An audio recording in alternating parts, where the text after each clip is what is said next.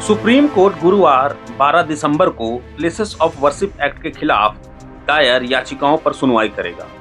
यह मामला जस्टिस संजीव खन्ना की अध्यक्षता वाली 3 जजों की बेंच के सामने पेश होगा।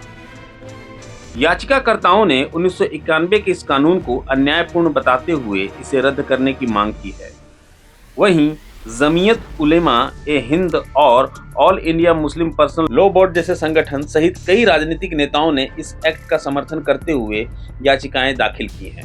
आइए जानते हैं क्या है प्लेसेस ऑफ वर्शिप एक्ट। 1991 में बना यह कानून कहता है कि देश के सभी धार्मिक स्थलों की स्थिति वही रहेगी जो 15 अगस्त 1947 को थी।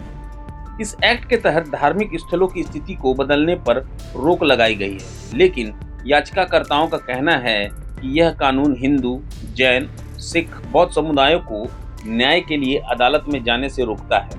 उनका तर्क यह है कि यह न केवल न्याय पाने के मौलिक अधिकार का हनन है, बल्कि धार्मिक आधार पर भेदभाव भी है। इस मामले में 2020 से दाखिल याचिकाएं लंबित है। इनमें प्रमुख याचिकाकर्ता अश्विनी उपाध्याय, बीजेपी के नेता सुब्रमण्यम स्वामी और विश्वभद्र पुजारी पुरोहित महासंघ शामिल है। हालांकि अब तक केंद्र सरकार ने अपना जवाब दाखिल नहीं किया है। इस बीच कई संगठनों और व्यक्तियों ने इस कानून को बनाए रखने की अपील की है। उनका कहना है कि यह कानून देश की धर्मनिरपेक्षता और सांप्रदायिक सद्भावना को बनाए रखने के लिए जरूरी है। जमीयत उलेमा ए हिंद ने 2020 में इस कानून का समर्थन करते हुए याचिका दाखिल की थी। जमीयत का कहना है कि अयोध्या विवाद को छोड़कर बाकी सभी मामलों में सुप्रीम कोर्ट ने इस कानून का पालन करने को कहा था।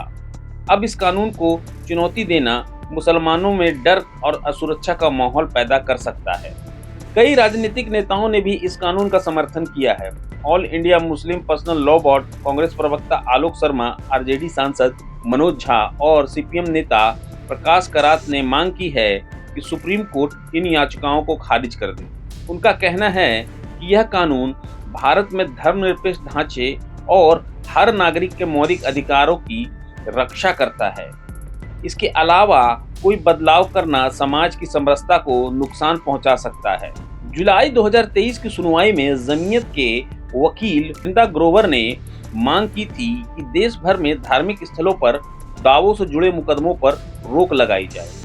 हालांकि सुप्रीम कोर्ट ने यह कहते हुए मना कर दिया कि इन मामलों पर विस्तृत सुनवाई जरूरी है।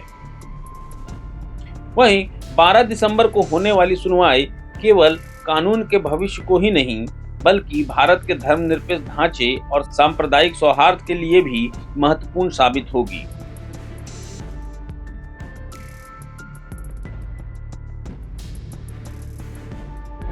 प्रभातखबर.com, विश्वास वही, रफ्तार नहीं।